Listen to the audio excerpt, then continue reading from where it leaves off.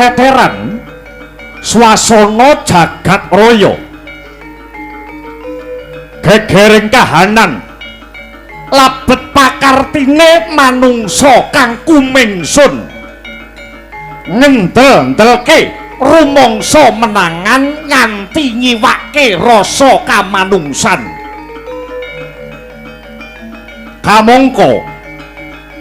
Kamangka para pinter wis nate ngendika ing ngarsa sung tuladha ing madya mangun karsa tut wuri handayani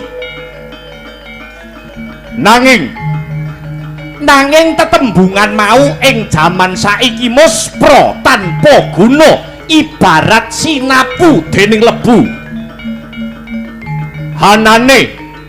Anane mung tembung ing ngarsa ngumbar swara ing madya numpuk bondo tut wuri padha ngrogoti kekudung walulang macan sikut-sikutan jegal-jegalan sing kudune dadi patuladan ngalor ngidul adol guneman Bagong dadi ratu lakon carangan ning kebak ing reh ilmu dipitnah tambah imane dimusuhi tambah sektine diapusi tambah menangi.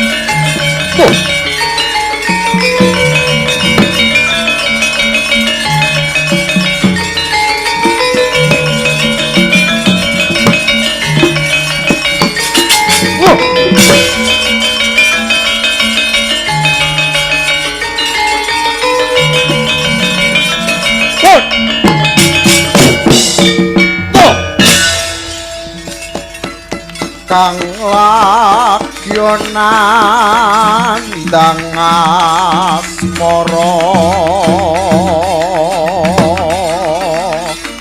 ratu buta ing praja ngatas angin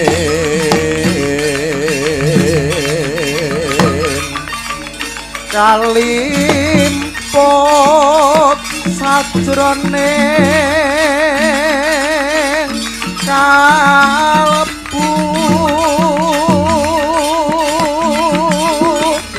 Prabu ki lapop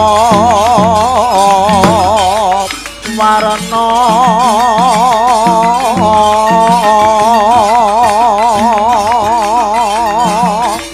jroning ati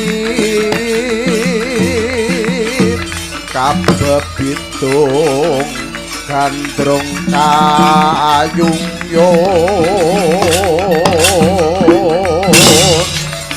marang putri tanah Jawa Drupadi Dewi Drupadi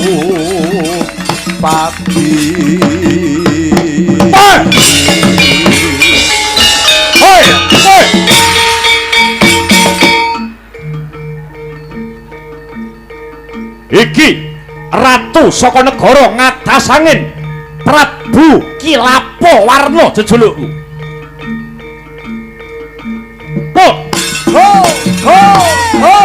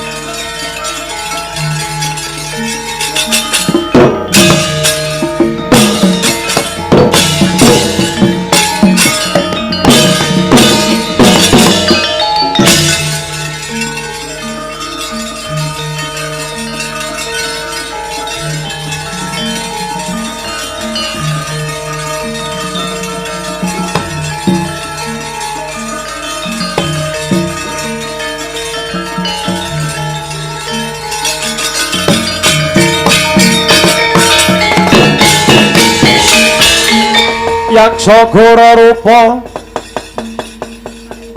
resedeng nalendra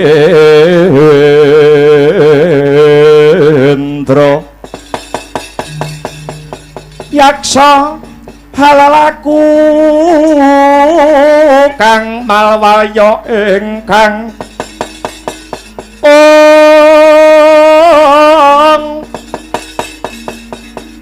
gambira marang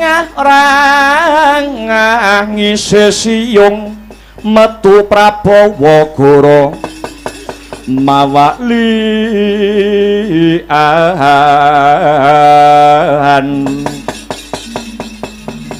lesus hapragempo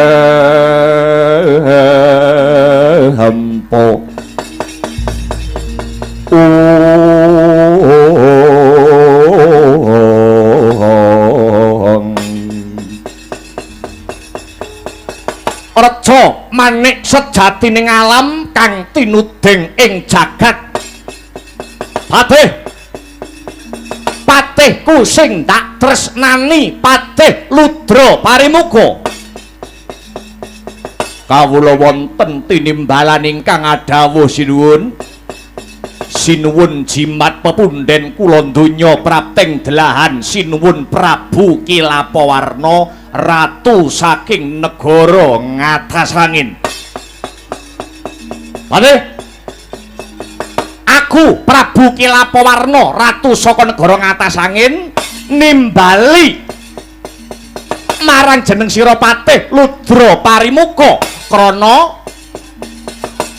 bakal ana babakan kang bakal rinumpaka marang jeneng sira Patihku sing dak tresnani Patih Ludra Parimuka. Perkawis punapa sinuwun?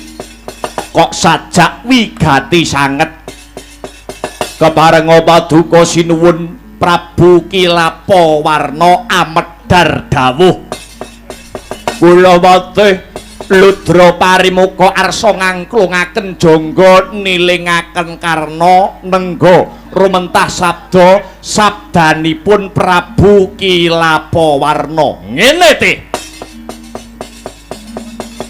janjane aku ora menggalih babakan apa-apa, ternyatane aku wis ora kurang samubarangi. Bondo donya aku wis sarwa kecukupan.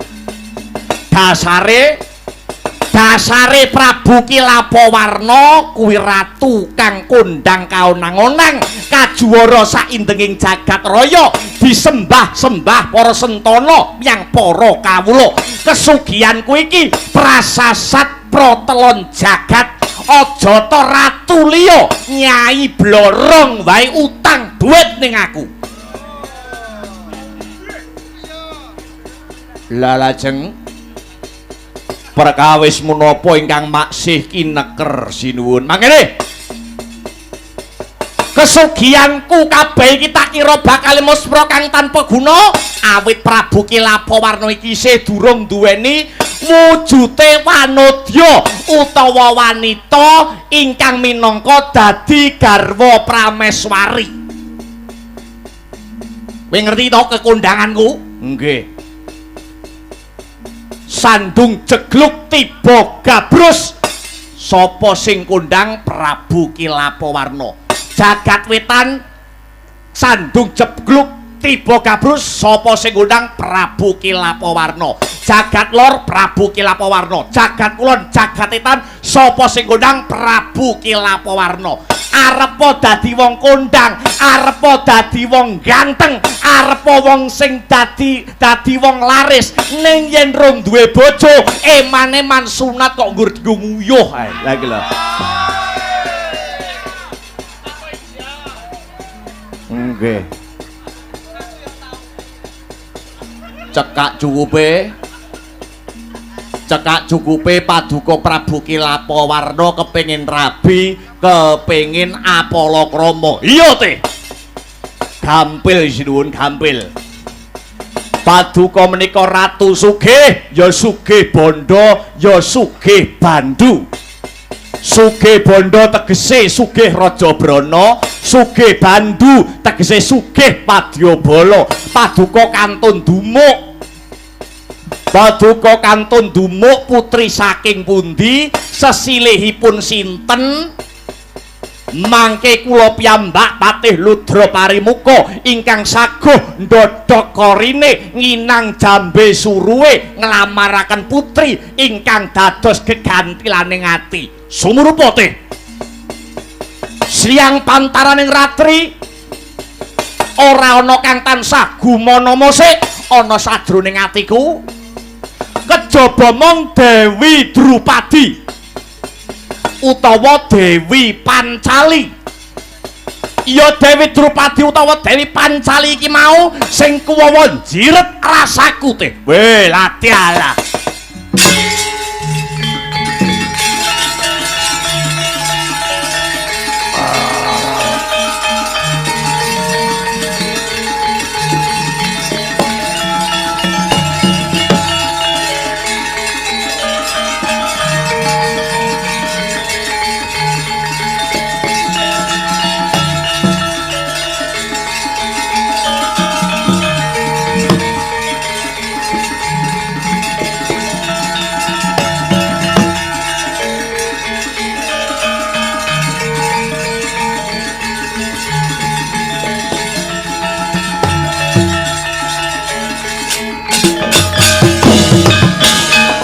kagiatane sang kaberangu rinangkul ginempit kempit dosang retnaning bawana ya si tukang walang ati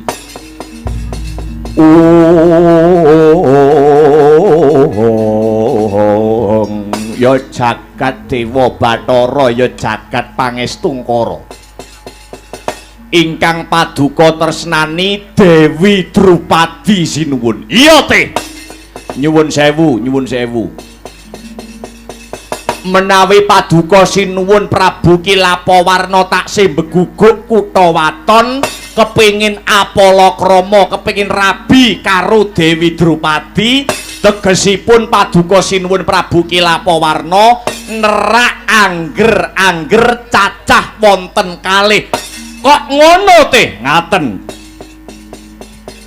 paduka sang Prabu Kilapawarna kagungan dosa cacah wonten kalih setunggal paduka Prabu Kilapawarna wanuh-wani nerak pager ayu nyures tures ijo bedang garwanipun liyan awit Dewi Drupadi menika sampun kawengku ing kakung. Dewi Drupadi menika garwanipun Nalendra ing negari Ngamarta jejuluk Prabu Puntadewa. Lah dosa ingkang angka kalih paduka sinuwun Prabu Kilapawarna wanuh-wani nerak pepakeming dewa ingkang winastan jodho tali wangsa. Kamangka paduka sinuwun Prabu Kilapawarna menika wujute buta. Paduka sinuwun Prabu Kilapawarna menika wujute raseksa. Kedahipun raseksa menika garwanipun inggih raseksi utawi buta wedok. Sanes kok satunggaling wanita, satunggaling putri ingkang sulistyeng warni. Patih Ludra Parimuka kula wonten dawuh ana tetembungan tresna iku wuta. Cinta itu buta. Arepa Drupadi kuwi bojone Puntadewa Ratu ing negara Ngendraprasta nanging bakale tetep tak lakoni awit wis kadung madhep kang sarta mantep rasaku marang si Drupadi nanging menika nerak pager ayu nyures tures ijo. Ludra Parimuka kula wonten dawuh manungsa kuwi tipake padha lonjong ning atine cocok ora golong.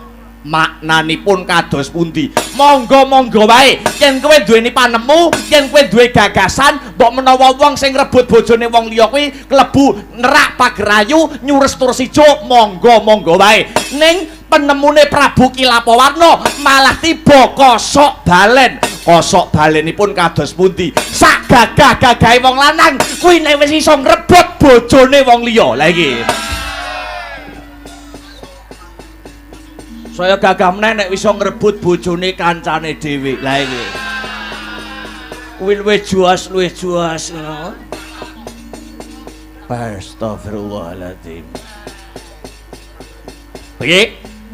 Kuwi gagasan panemune wong dhewe-dhewe. Nggih. Apa maneh kowe kandha? Kowe mau kandha? Aku jare duweni dosa cacah angka 2. Ya kuwi aku nerak jodho tali wangsa. Kowe apa ora tau maca sejarah? Biyen ana wujude raseksa utawa buta jenenge Raden Kumbakarna saka kasatriyan Panglebur Gangsa. Kuwi wujute ya buta kang gedene sak gunung anakan. Nanging Raden Kumbakarna kuwi garwane ya ora buta wedok, bojone ya ora raseksi, malah kepara wujute widodari kang sesilih Dewi Keswani. Mengke riyin sinuwun piye? Raden Kumbakarna ingkang wujudipun raseksa saged rabi utawi anggarwa wujudipun widodari menika awit Raden Kumbakarna menika ageng lelabuhanipun tumrap para dewa temahan dipun ganjar satunggiling widodari dados Raden Kumbakarna rabi kalian wujudipun widodari menika mboten kok nama ampyak awur-awur. Mbuh ora idep. Bakune dina iki aku kang bakal lumarep ana negara Ngamarta. Ngenteni kahanan Ngamarta lenaning kahanan bakal tak cidra, bakal tak colong Dewi Drupadi. Tumenika boyong mapan ning negaraku, negara ngatas angin kene.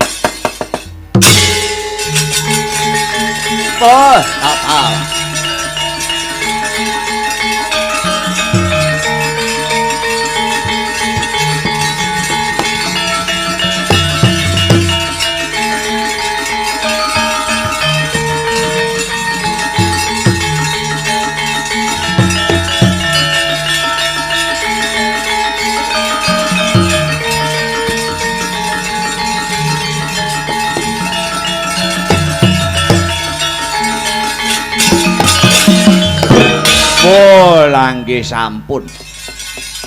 Sedaya wangsul dumateng paduka sinuwun Prabu Kilapawarna. Aja semelang rasamu. Aku wani tanggung jawab sekabehane. Bocah Temenggung. Kula wonten dawuh tinimbalan Sinuwun. Slendra kang rasa, slendra kang jiwa. Kiratna wadya bala saka negara ngatas angin. Ngombyongi lakuku tumuju ana ing negara Ngendrapara Hasta. Saperlu nyidra utawa nyolong Dewi Drupadi ing pengajap Dewi Drupadi bisa dadi garwa prameswariku ana ing negara ngatas angin kene. Sendika ngestokaken dawuh Sinuwun. Suraka barbang bareng-bareng tumandang. Yen iki mengko ana bobol boroting perkara. Wadya blong ngatas angin kudu samapta ing gati sawega ing diri. Lho niki ngestaken dawuh budal dina iki.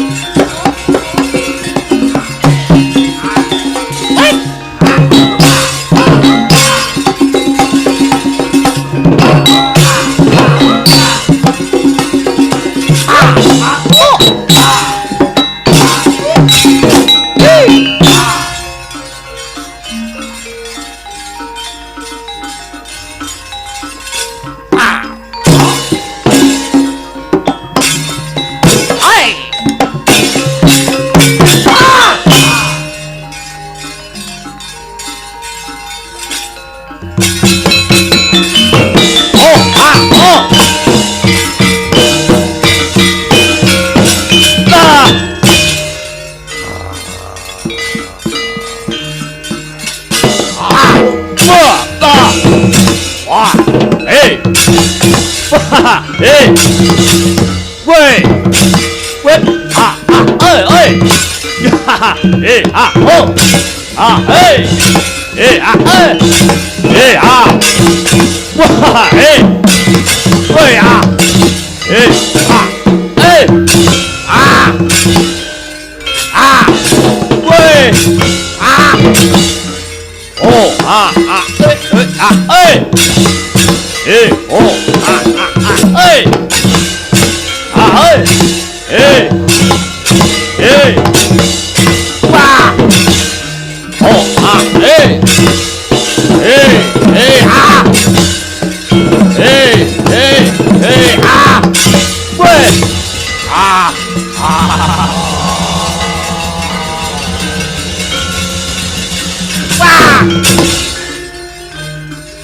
Hey, Hey. Woi. Hey.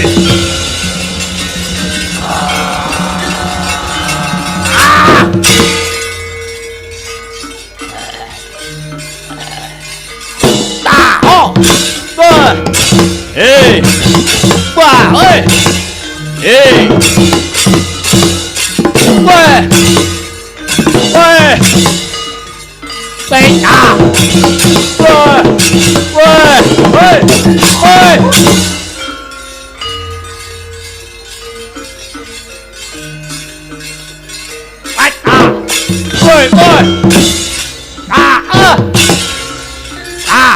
Woi. Hey. Woi, hey. Woi. Wah.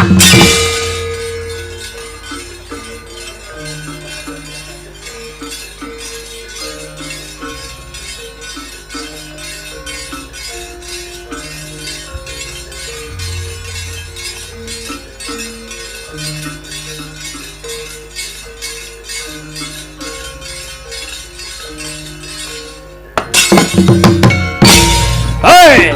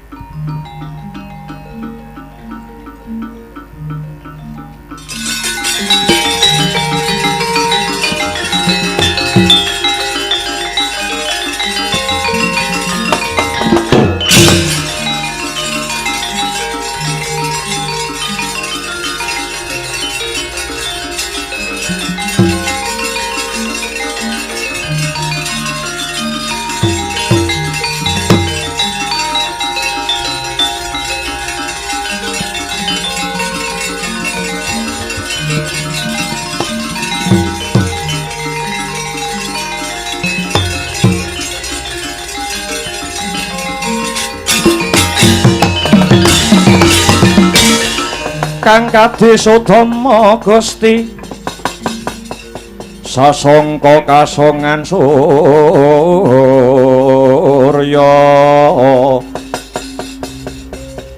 prabanya sumungsum kaswa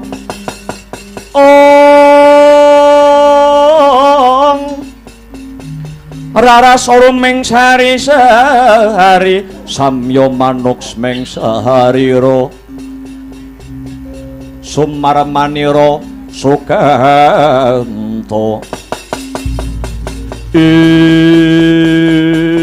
wit ladalah ya jagat dewa Bathara ya jagat Pramudita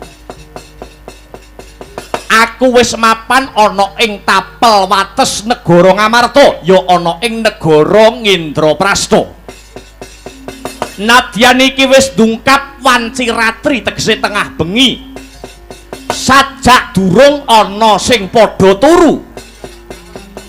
Sajak durung ana sing padha turu kawula-kawula ing negara Ngamarta. Ya, aku ora perlu nganggo okol. Nanging akale Prabu Kilapawarna bakal tak gunake. Prabu Kilapawarna Ratu Sekti Mandraguna duweni aji-aji sirep wewe putih. Haji-haji sirep wewe putih bakal tak watek supaya padha turu para kawula ing negara Ngamarta. Yen wis kabeh padha turu para kawula ing negara Ngamarta, Dewi Drupadi kang mapan ana ing keputren praja negara Ngamarta bakal tak serot dimen manjing ana sajroning Kendhaga Kencana. Dewi Drupadi, kelakon dadi bojoku mapan ana ing negara ngatas angin kuwi.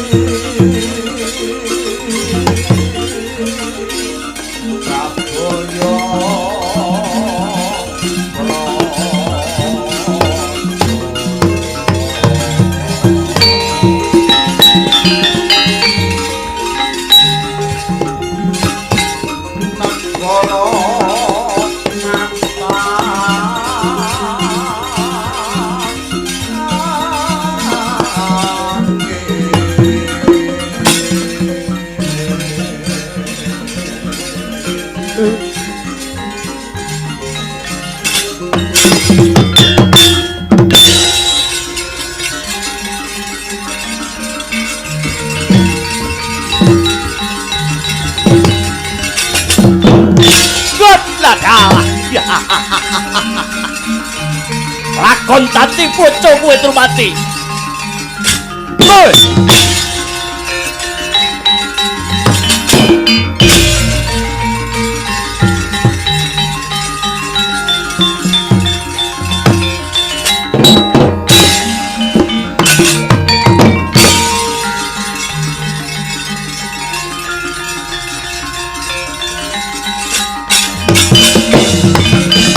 Lah ing kono to wau Cinidra wani Dewi Drupadi dening Prabu Kilapawarna ratu saka negara Ngatasangin.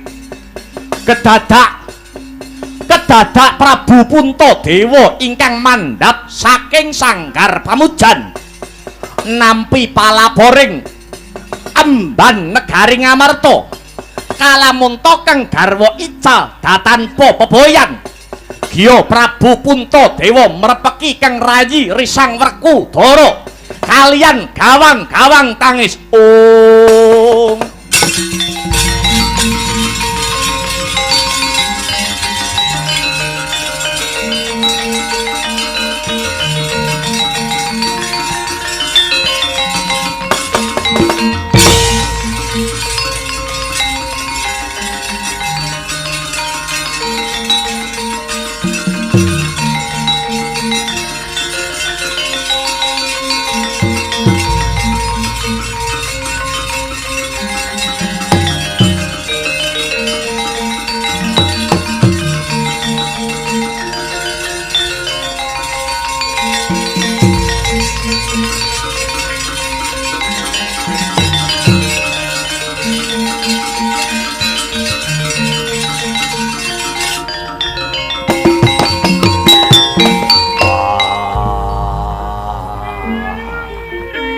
Puntadewa kakangku netes sing dadi waspamu ana apa?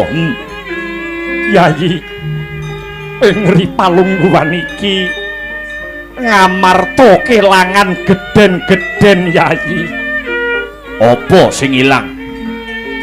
Kalamun sing ilang babakan Raja Brana utawa bondo donya negara Ngamarta.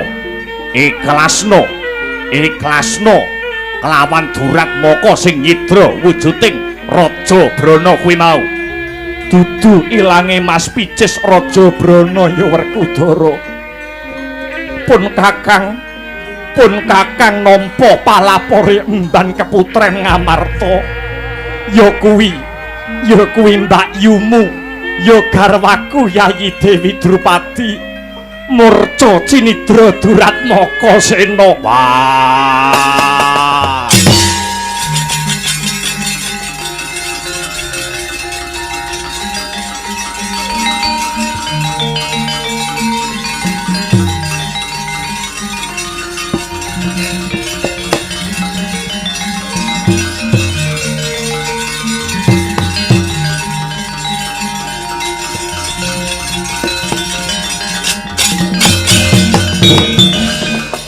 Bima wang-wang Kunta kumpul patang gedhe sayang gongkara gadhane Rama bat habit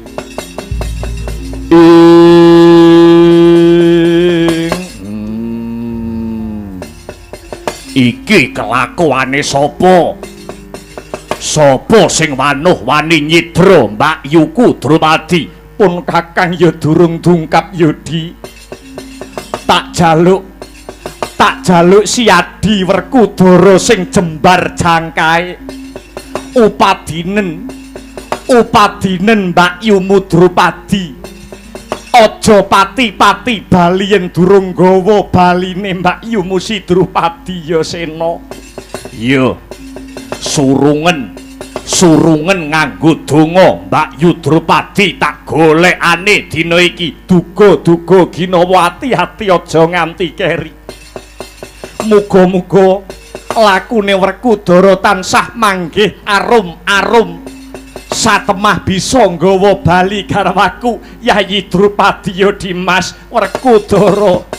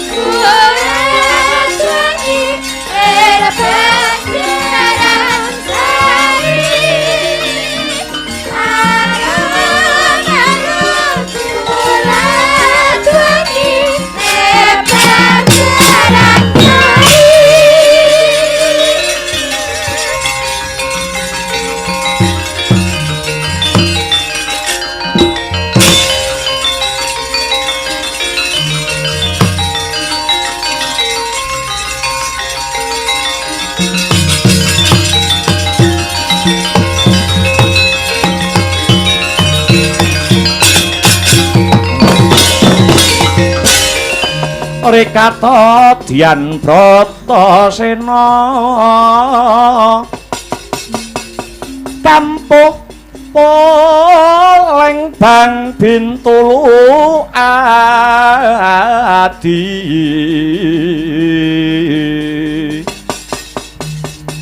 Sarira ngamula dumangka dek wok simbar jaja yen ngendika gumaleger kaya guntur kadang panenggak Pandhawa kaya lindu yen maris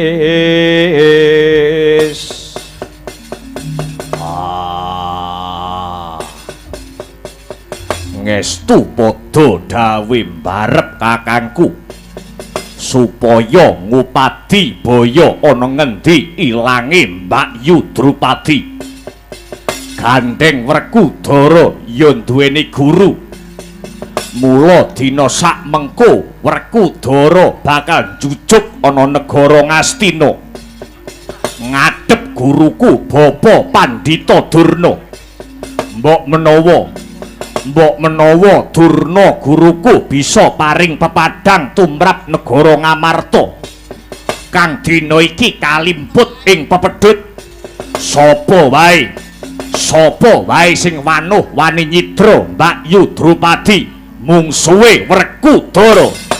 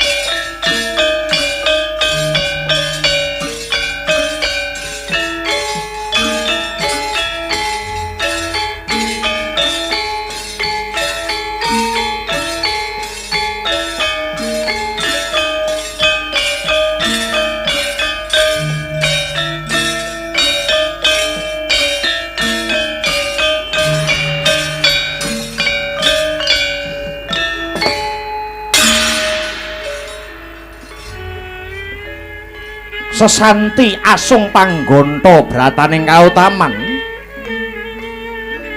hamiwiti gelaring wayang purwa kang wiwit kuna tekeng Duk Sinawa Sembada dadya tuladha hambangun jiwa kang utama mila pantes sinebat kagunan isi gunem guna kelawan gunawan ingkang sedaya ngemu sarasa wayang minangka tontonan dadi tuntunan sinebut tontonan labet wayang purwa dadya tamba kang lagya nandhang duh kita Gridhaning Kyai Dalang kang amurba carita olah swara olah rasa lan sanggit sandyatama akarya sing semweh lejaring nala larasing gending kelawan tembang sumanding minangka pepeling sendon lan lagon yekti asung pasemon pradangga munya kabarung waranggana dadya lelipur kang ana wong sungkawa wayang sinebut tuntunan krana wayang purwa dadya sarana hanenuntun marang margane jiwa kang utama sinurasa saben parwa peranganing carita tetela watak angkara sayekti kalindih dening watak suci tuhu menika tuntunan murih bebrayan nampi gegambaran kang ala singkirana kang becik ugrana jumbuh kelawan wewangsaning para pujangga prawira marganing swarga nista marganing neraka tuhu menika gelaring nagari Ngastina inggih negari Gajahhoya liman benawi inggih sinebat Kuru Janggala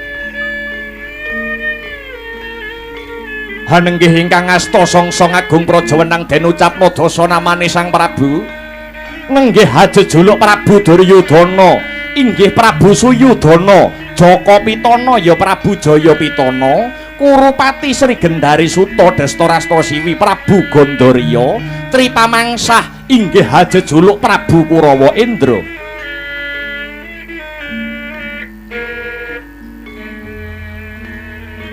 ingkang ngepareng ngadhep hanenggih pujangga nata Ngastina pandhita saking pertapan saka lima peparap Pendhita Durna ya Sang Resi Kumbayana ya Sang Bharatwajaputra ya Sang Parama Guru sawingkinging pandhita ing saka lima nun inggih narapati nganggo Karna Basusena ya Suryaputra inggih kasebat Surya Atmaja sinambet warangkanata kang kapernah paman wingking saking kasatran Plasa Jenar kekasih Raden Patih Harya Sengkuni ya sinebut Harya Suman Trigantalpati ya Raden Swela Putra sumambung ing wingking juru panaliti mlebet medaling bondo nagari wingking saking kasatriyan Darta Tinalang kekasih Raden Kartomarma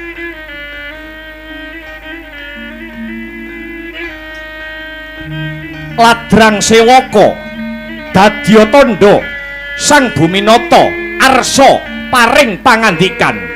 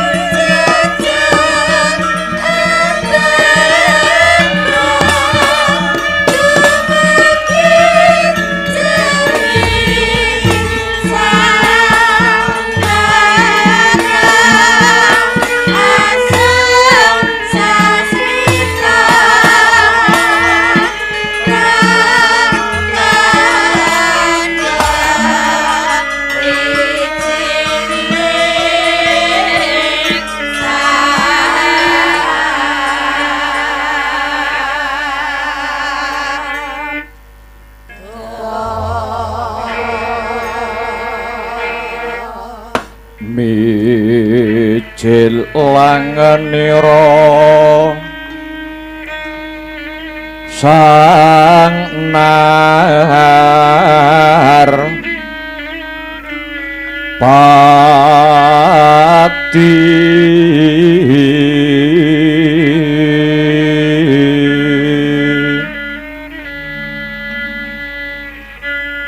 lampah hiro alon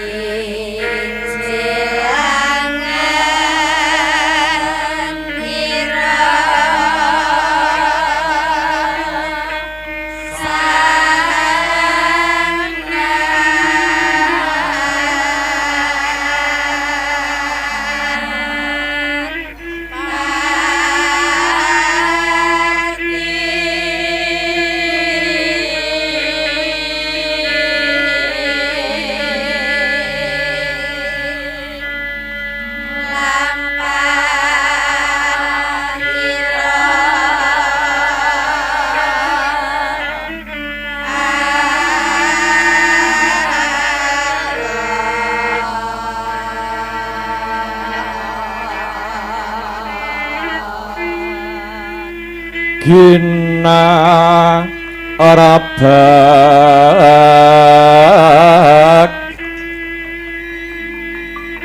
Badaya Yuwarna Nira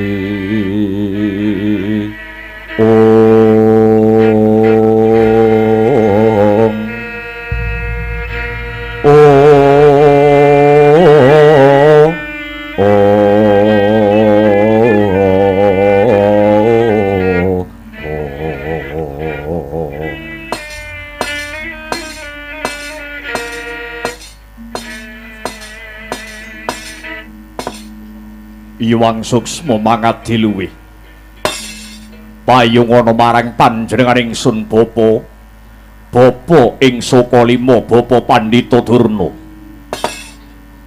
Kula wonten dawuh ngger anak angger Prabu Duryudana amijipun Bapa ing Sokalima. Paman Harya Sengkuni paman. Wonten dawuh tinimbalan angger Angger Suyudana amiji dateng ing paman ing kepatihan kula pun patih Rekyana Harya Sengkuni. Kakang nganggo Karna Basusena. Kados pundi Yayi Prabu? Mugi kawuningan ripalenggahan sakmangki boten wonten ingkang kula penggalih kejawi namung kadang para Pandhawa. Senadyan tiyang sak jagat punika sampun pirsa menawi Pandhawa menika taksih sanak kadang kula piyambak Nanging tumrap Duryudana Pandhawa menika satru mungwing cangklaan. Kula mboten badhe saged gesang kepenak. Raos kula saben dina tansah kabebidung dhateng kawontenanipun para Pandhawa. Mila kula ambali gesangipun Duryudana mboten saged ayem lan tentrem menawi para Pandhawa maksih gesang wonten alam padhang menika. Pramila ora aneh ora mokal menawi saben dina Duryudana tansah ngungkih sarana murih pejahing para Pandhawa. Paman Sengkuni ngertos piyambak menawi Pandhawa taksih gesang mesti kemawon para Pandhawa badhe tansah angucik keprabon negara Ngastina. Menawi Pandhawa tansah angucik keprabon Ngastina, tan wurunga Ngastina badhe wangsul wonten panguwasaning para Pandhawa. Lajeng kados pundi nasibipun kula sakadang para Kurawa? Mila dinten sak mangke kula badhe nyuwun eguh pratikelipun para pinisepuh.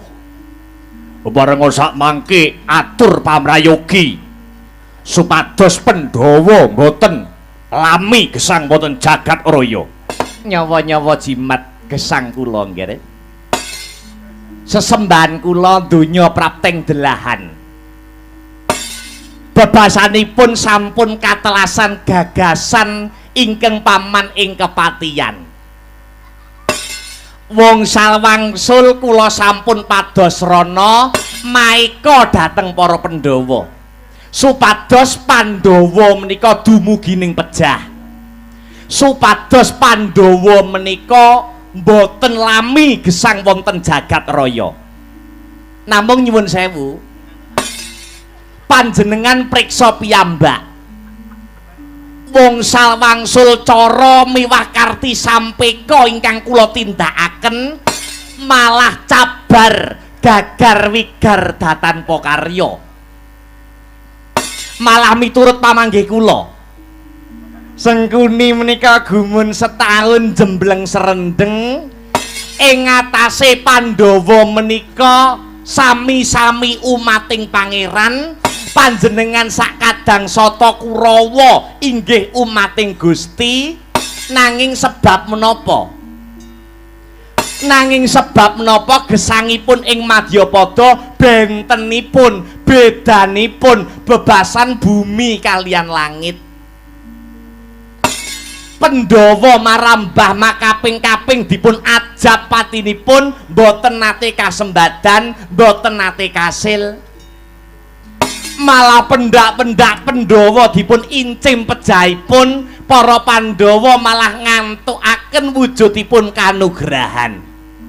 Mila saking menika nggih Blaka Suta blak kutang terus terang menawi kang paman ing kepatian dipun dangu supados damel sanggit rungsit supados murih curnaning para Pandhawa. Kula sampun kentekan akal, kula sampun kentekan cara. Ewadene sakmangke paduka tetep badhe andangu dhateng kula menika sejatosipun lepat, menika sejatine kleru nggih. Lepatipun papan wonten pundi paman?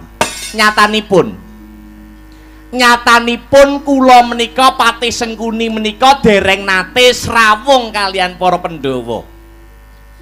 Wiwit Pandhawa alit lan para Kurawa maksih timur kang paman boten nate kumpul, kang paman boten nate srawung, boten nate sak pejagong kalian para Pandhawa. Pramila menawi paduka anak angger Duryudana ndangu dateng keng paman kula nyuwun sewu, kula sampun katelasan akal nggih. Sengkuni sampun boten saged ngulir budi ngasah kadewasan. Namung nyuwun sewu, dateng mriki sejatosipun wonten tiyang ingkang trep lan pantes adamel pejahipun para Pandhawa.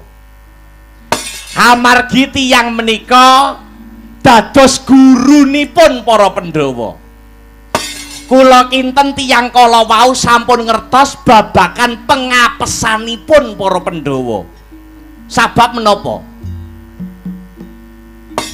Sabab sampun tetaunan anggenipun serawung kalian para Pandhawa malah sipating guru utawi dwija kedahipun sampun mangerteni sampun mangertosi babakan pengapesanipun para Pandhawa. Sinten menika paman? Mboten asanes namung Kakang Panemban Begawan Durna. Pramila anak angger andangu bab pejahing para Pandhawa, monggo kula aturi dangu dhateng Kakang Panemban Pandhita Durna ing Sukalima. Mbok menawi saged atur pamrayogi babakan Kartisampeka miwah sanggit rungsit pejahipun para Pandhawa menika kadosa pundi? Bapa Durna wonten dawuh nyambung dhateng pangandikanipun Paman Sengkuni. Slindro ingkang raos, slindro ingkang batos. Lakar sedaya pangandikanipun Paman Sengkuni menika leres. Leresipun menika mapan wonten pundi, Nger? Bapa Durna sampun dangu. Bapa Durna wis suwe sampun dangu campur kalian para Pandhawa. Bapa Durna menika mangertos babakan lair lan batinipun para Pandhawa. Pramila kula nyuwun pamrayoginipun Bapa Durna. Kados pundi caranipun? Kados pundi srananipun? Supados para Pandhawa cilik nemahi lelara, gedhe-gedhene tumekaning pralaya. Kados pundi cara lan gagasan paduka Bapa Panemban Begawan Durna ing Sukalima. Permara reh mangosomya ngambreng kadi karonaning kaswahasih ring marga Hemalagung risang ganda mastrat maca lengleng lalu manguladi Surya mangrangsang wayah Surya mangrangsang wayah Umyus hamara wayahanto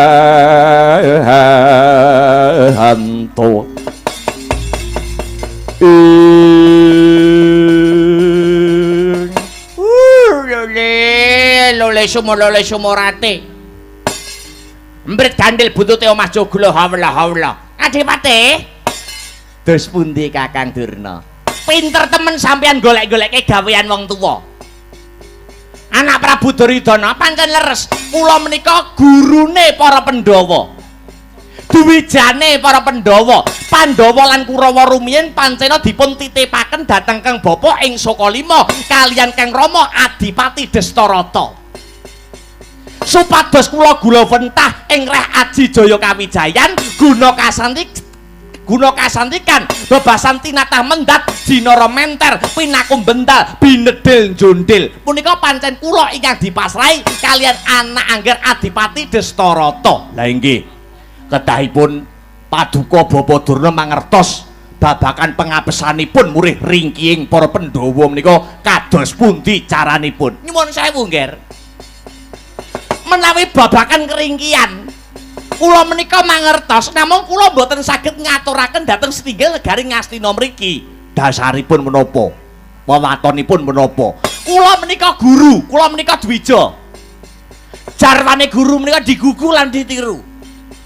Pangrengkuh kula dhumateng para Pandhawa sampun kados putra kula piyambak. Semanten ugi kalih para putra Sata Kurawa. Kalih-kalihipun menika boten kula bedak-bedaken kalih-kalihipun ing antaraning Pandhawa lan Kurawa boten kula benten-bentenaken nggih. Sedaya menika sami, boten badhe kula mban cindhe, boten badhe kula mban cilatan. Lho ngoten. Nyuwun sewu Kakang Durna. Pripun? Sampeyan badhe usul napa melih? Pring sampeyan nak kudune ngerti.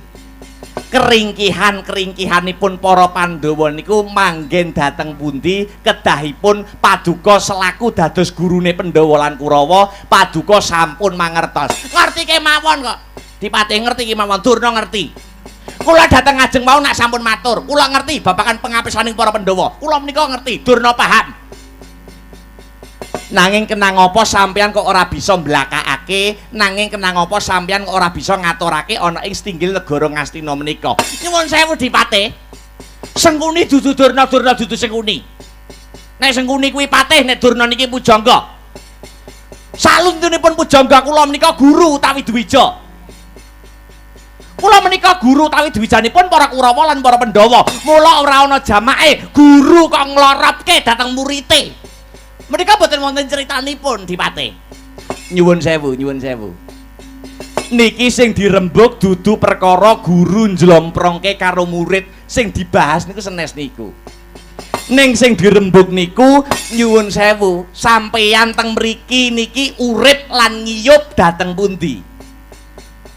Pendhita Durna urip lan ngiyup dhateng negari Ngastina utawi negari Gajahhoya. Ingkang paring sandang kang sarta pangan dhateng sampeyan niku sinten? Sing paring sandang kang sarta pangan mboten wonten sanes kejawi namung anak Prabu Duryudana. Tegesipun sampeyan lahir batin anggenipun mbelani utawi bebela dumateng negari Ngastina kang sarta mbelani dhateng anak angger Duryudana. Loh, mesti kemawon lahir terus sing batin. Lah kenging menapa?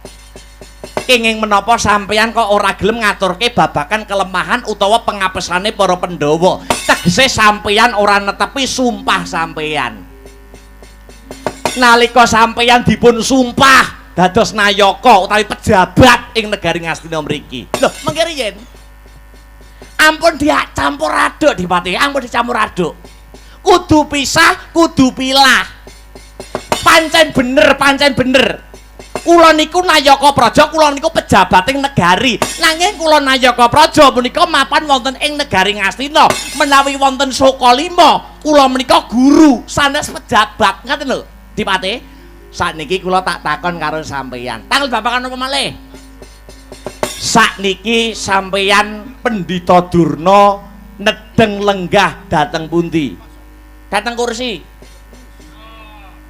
negara Ngastina tegese dapuke sakniki guru napa nayaka kula menika nayaka kula menika pejabat sing ngomong kernet ya sapa lah kenging menapa sipating nayaka kok malah gawe kuciwane sinuwun anak angger Duryudana kedahipun sampeyan kena kinarya pemarme ratu kula menika guru nggih guru ning Sokalima ning kene rak pejabat ning kene nak nayaka lole ora salula lole iki sampeyan kudu matur ora cukup guru dirampuke nganggo lole sampeyan ora usah selak ndadak matur dadi guru barang nek sampeyan ora gelem ngendikake babakan keringkian utawa pengapesaning para Pandhawa apa njaluk dijabel kelungguhane dadi nayaka apa njaluk dipecat dadi pejabat mapan ana ing negara Ngastina apa njaluk sampeyan ora diyakoni dadi nayaka mapan wonten ing negari Ngastina mriki apa njaluk iki mengko Sokalima bakal dimbrukke nek Sokalima njaluk dimbrukke ora masalah Sengkuni iso mujuti yen Sokalima wis ambruk iki mengko Sokalima bakal tak dekne komplek lho piye ngene. Jajal. Sampeyan arep manggon ning ngendi iki mengko? Janji sampeyan ora gelem nuduhke mbabar pangandikan babakan pengapesanipun para Pandhawa. Nyuwun sewu, mboten kok kula ngancam, mboten kok teges Sengkuni ngincim. Sokalima saged rata kalian bumi.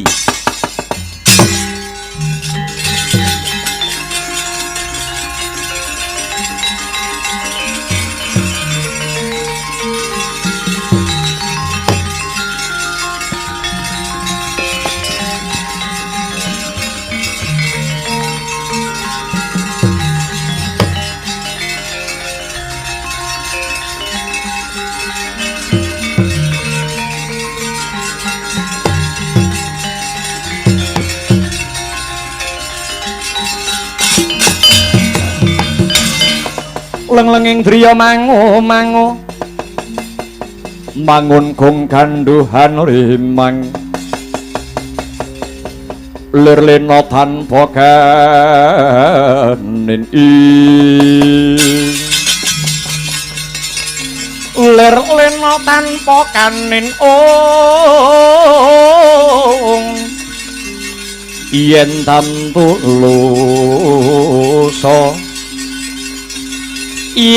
tam tulusa mengko sang dia utama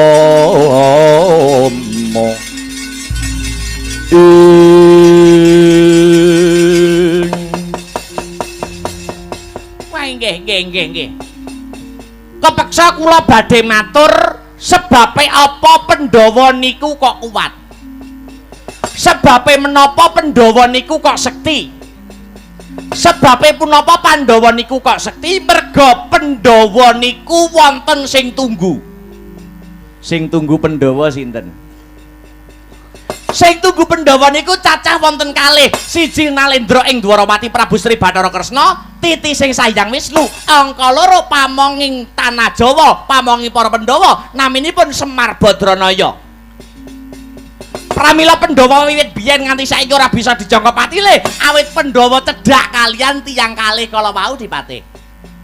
Kula nyuwun sewu. Nggih. Nek arep nyirnake nata ing Dwarawati kula kinten kok angel. Ning nyuwun sewu nek mateni Semar, dasare Semar niku derajating aceplik, loro saudon telu sauruban. Gedibal 17 gampang anggenipun badhe mejahi dhateng Semar. Ampun ngawur dipatih. Ambanggur sak Semar. Semar niku pamonge tanah Jawa, titise Sanjang Ismaya dewa ingkang asarira titah. Mula sampeyan ampun gampangke arep mateni Semar. Nggih nek miturut kula Semar diboyong dhateng pundi ngaten terus Semar dipateni. Wah, Semar niku ngerti. Sampeyan teko arep mateni Semar niku pun dibedhek dhisik kalian Semar. Semar niku iso maca batine wong, duwe indra keenam. Oh, ngaten nggih. Terus nek cara sampeyan, nek cara kula, nek manut kula dinengke mawon. Sok nek tuwa Semar namati dhewe. Oh, padha wae. Terus upama Semar dindemi ngaten pripun? Semar dindemi nggo tuwak napa pripun? Semar niku mboten doyan mendem. Semar ora gelem mendem, padake peniti wayang karo gamelan ae. Tiada hari tanpa arak, rumangsane apa? Iki Semar pamongke tanah Jawa, padake peniti. Nggih. Terus carane niku kira-kira kados pundi carane pripun? Lah niki kula gadah cara. Carane aja dijujuk karo Semare. Kersanipun Semar digawe ngenes atine. Upamane Semar niku sapa sing ditresnani, mengke tumuli wong sing ditresnani Semar niku dipateni. Mengke Semar nek krungu wong sing ditresnani mati, mengke atine mesti ngenes. Wong ngenes niku parane mesti terus lara, kamangka lara ati niku larane ngungkuli lara menapa kemawon. Dadi cekak cukupe Semar digawe lara ati, Semar digawe ngenes pikire. Carane kados pundi? Anake Semar dipateni. Gareng Petro Bagong dipateni. Wong telu niku tasih blereng dhateng kadonyan. Isih gumun karo gebyaring kahanan. Mula Gareng diiming-imingi dhuwit sing akeh. Gareng digaweke omah sing apik, digoleke bojo sing ayu. Mengke nek Gareng lena dipateni. Oh ngaten. Nggih. Ning nyuwun sewu. Gareng niku anak sing tuwa dhewe. Niku malah sok kandan-kandan dhateng Petro, dhateng Bagong. Ngilmu sing diturunke Semar niku mlumpuk paling kathah niku teng Gareng. Lupute Gareng ya Petro nggih. Kurawa wae nek perang musuh Petro ora tau menang kok. Petro dimingi-mingi Raja Brana, Petro dimingi-mingi derajat pangkat. Petro nek gelem Raja Brana mesti wit biyen-biyen. Dasare Petro inggih sampun nate dadi ratu. Lah menawi mekaten sing pungkasan sing kudu dipateni Bagong. Yen Bagong mati, kathah sing padha sedih. Oh, ngaten. Nggih. Bagong kudu dipateni. Lah, kira-kira sinten? Kira-kira sinten sing saguh mateni Bagong? Kareben Semar atine susah, yen Semar susah terus lara, yen Semar lara terus bakale mati. Yen Semar mati gampang anggone mateni para Pandhawa. Nah, mbok menawi Senopati Ngastina sinuwun ing Awaga pun ana angger karena Basusena. Paduka sagah mateni Bagong, Ger. Aduh, nyuwun sewu Panembahan. Nyuwun sewu. Mboten ketang setitik kula niku riyen nate dimong kalian Punakawan Bagong. Dikudang kalian Bagong pramila menawi kula kedah nyumurupi muncrating getih saking dadane Punakawan Bagong, tartamtu abot utawi awrat anggen kula badhe nindakaken kewajiban menika. Aduh, dos pundi, Ger? Anangger Duryudana kula mangsulaken dhateng Paduka. Bapa Durna, kula wonten dawuh. Gandeng reka daya menika tukul saking pamikir Paduka. Bebasan bisa nggelar kudu bisa nggulung mila. Babakan patine Bagong kula pasrahaken sak wutuhipun dhateng Paduka Bapa Panembahan Begawan Durna. Lagi Jawawan sabda Horegang sumewa gegereng pasewakan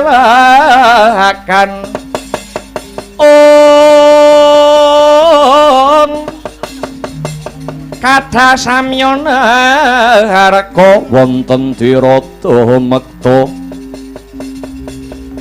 pedhot saking pantilan sawenehan harga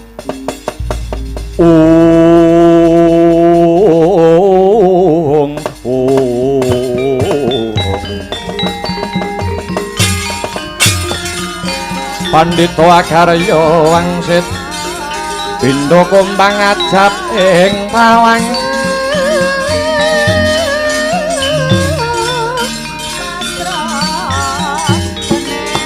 susung angin ngembi nggone miwang galeng kangkung isine bumpung bonglang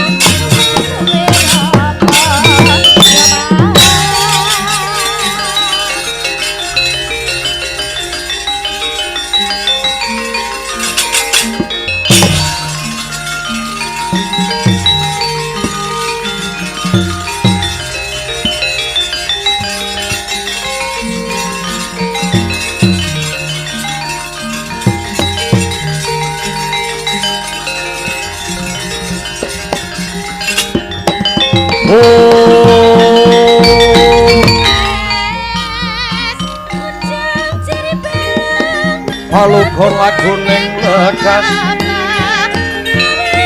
Bukit Talinut Denggitung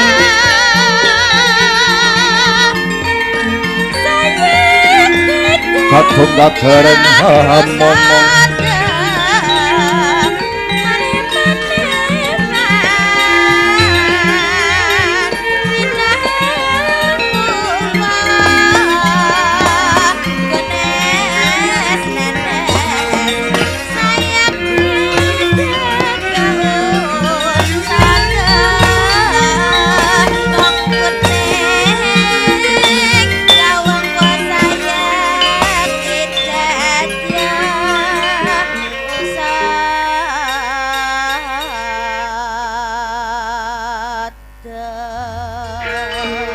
Palugon laguning lekas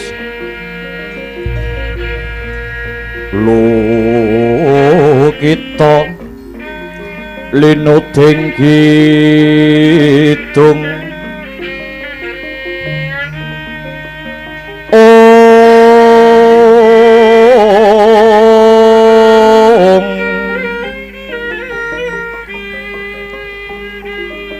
kadung kadereng hamomong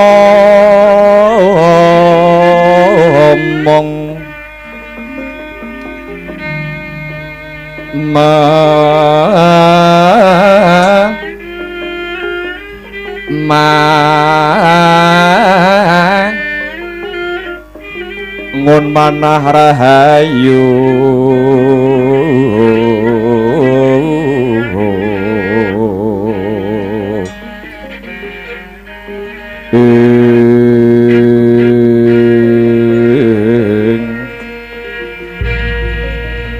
hayu wana tan akolong gumolong manadukara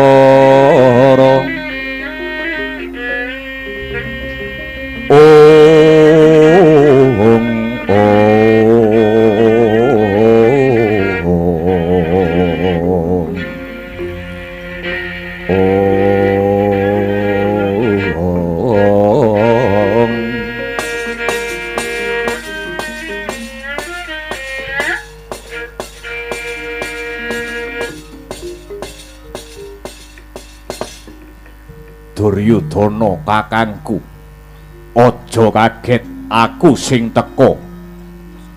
Slamet sing dadi tekane Werkudara. Yayi, ya slamet sing dadi tekaku Werkudara ya. Jandur gunung kadingaren. Sira Yayi Werkudara ngabiyantara Nestinggil negara Ngastina. Tekamu karo sapa, Dimas? Karo Jlamprong ya si Janaka. Nanging Janaka cukup nunggu ana pasiban jaba. Lah banjur ana parigawe apa sira sowan ana ngarsanipun Kakang Yayi? Duryudana kakangku, sing gedhe pangapuramu. Tekaku ana Ngastina ora butuh karo Duryudana. Nanging pancen niatku kepengin sowan ana guruku Bapa Pandhita Durna. Wigatine apa, Yayi? Yayi Bimasena. Mung ana bab kang bakal rinumpaka marang Durna guruku. Bapa Durna, Kula wonten dawuh ngger anak angger Duryudana hamiji dumateng pun bapak ing saka 5. Yayi Werkudara dinten sakmangke betahaken panjenengan Bapa Durna. Nyuwun sewu ngger, menapa dipun keparengaken pun Bapak Radi Majeng anggenipun lenggah mungkuraken dhateng anak Prabu Duryudana? Kula sumanggaken Bapa panemban ing saka 5.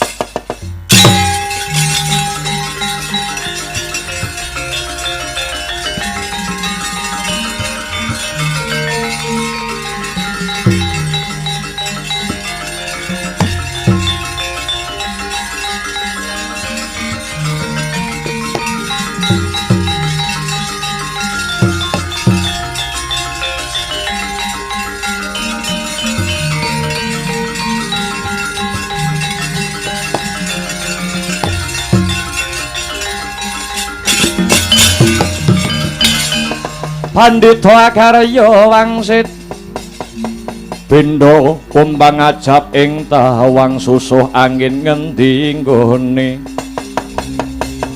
miwang gali ing kahanggung ing Tak ning dungkul wana dadi alas dadi wana. Apa butuhmu ngger muridku bocah bagus Wejasena? Bapa Durna, aku mung bakal takon marang Durna guruku. Dina iki Puntadewa kakangku lagi sedih. Merga sawetara iki ana Tricandra utawa 3 wulan iki bojone Puntadewa kakangku Mbak Yu Drupadi ilang. Prameswari negara Ngamarta Dewi Drupadi ilang. Pancen kaya mengkono. Banjur aku kelingan. Banjur Werkudara kelingan Bimasena duweni guru kang banget tak junjung derajate. Mula tekaku mrene aku mung bakal takon marang panjenenganmu. Takon babakan apa Werkudara Bratasena? Mbak Yuku Drupadi dina iki mapan ana ngendi? Yen Bapa Durna bisa ngandhakake babakan ilange Mbak Yu Drupadi, Bapa Durna tak anggap guruku kang sejati. Lele.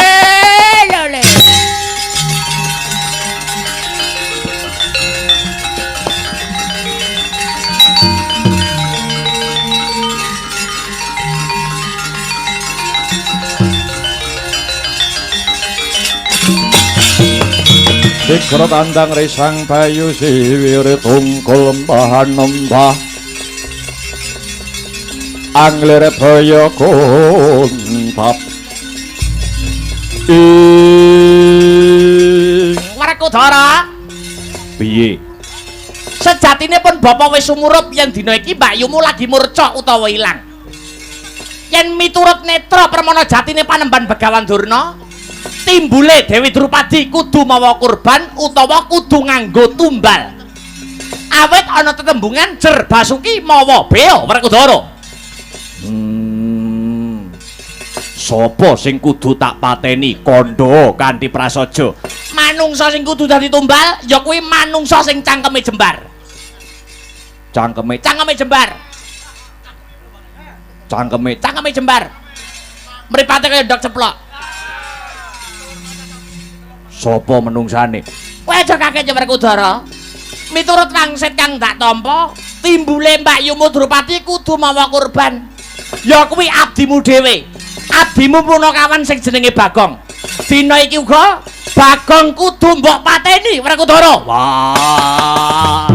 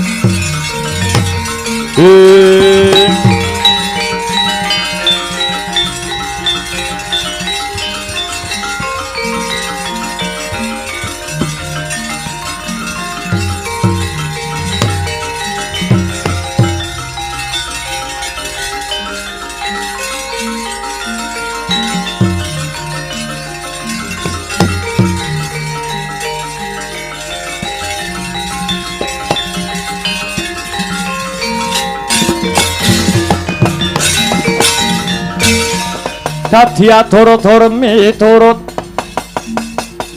hanut sumarah mring Gusti dene sidi mangutama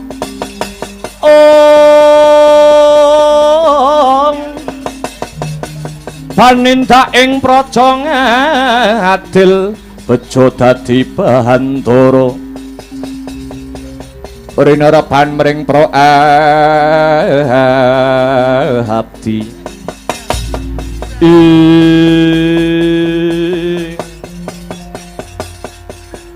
Dipate, pripun panjenengan percaya napa mboten kalian kadegdayan kula? Wong kuwi yen lagi winang wong ing dewane, apa saciptane dadi sasedyane bakal ana. nggih Bagong niki mengke mesti dipateni kalian Werkudara. Yen Bagong mati, Gareng lan Petruk ngenes pikire. Yen wis ngenes bakal nututi mati. Yen Gareng, Petruk, Bagong pun mati, Semar uga bakal ngenes atine. Semar terus lara. Wong lara kembange wong mati ora wurunga, Semar ugi bakal nyusul nemahi pepati.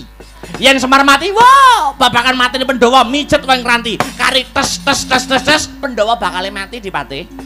nggih Nengok rumaose Patih Sengkuni, rumangsane Patih Harya Sengkuni, jalure lakon iki mengki kok mboten mulus kaya apa sing sampeyan ngendikake to.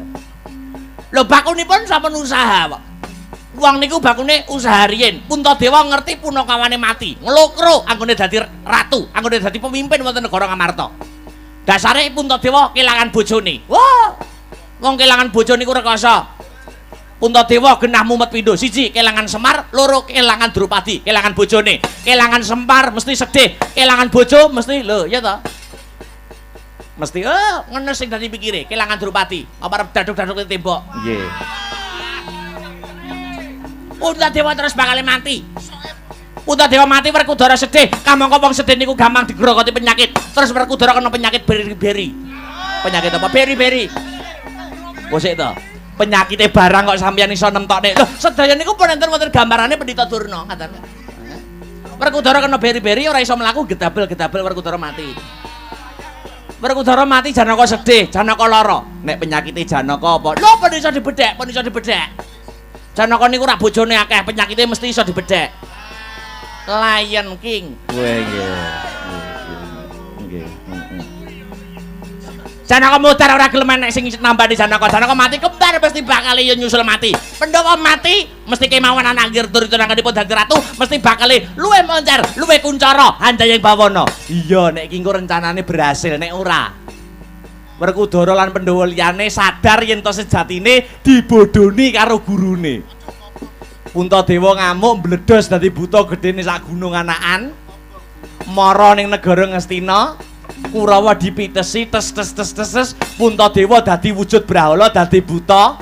Ngastina digawe kayang. Oh. Puntadewa dadi buta gedhe mbledos, Ngastina dimbreki, Ngastina dienggo kayang murep ronjengking. Ngastina mesti bakal ajur mumur dadi lebu. Niku jane perang napa kok nganggo murep nganggo jengking barang. Pun mboten usah menggalingan nika bakune Pandhawa saged dumugine mati. Ngaten lho Dipate. Nggih. Paman Sengkuni. Kula wonten dawuh. Ampun negake lakune Yayi Duryudana. Niki mengki menawi wonten boten trimane babakan Bagong diperjaya kadang Sata Kurawa kudu melu jumangkah, kudu melu mrembyah mbelani Yayi Werkudara. Nok-nokan dhateng sedika. Mugi-mugi antuk pengasih saking Gusti ingkang Maha Asih. Sedaya gegayuhan mugi saged kasembadan. Anggenipun angangkah patining para Pandhawa Kartamarma. Kula wonten dawuh tinimbalan Koko Prabu. Bubarna kang padha nggantung siba panjenenganing Sun Arsa kundur hanggedaton. Trawaca dawuh pangandika paduka kalilan kula Hamadal Pasilan. Aja kaya bocah cilik lakumu Kartamarma. Sabet biar katalika wau paripurna pangandikane Nalindra ing Ngastina tumuli kundur hanggedaton. Gawe tinggal tindak nyosang Sri Naranata repepeh lamun katinon saking Mandrawa kaya tansah irang-irang candrane.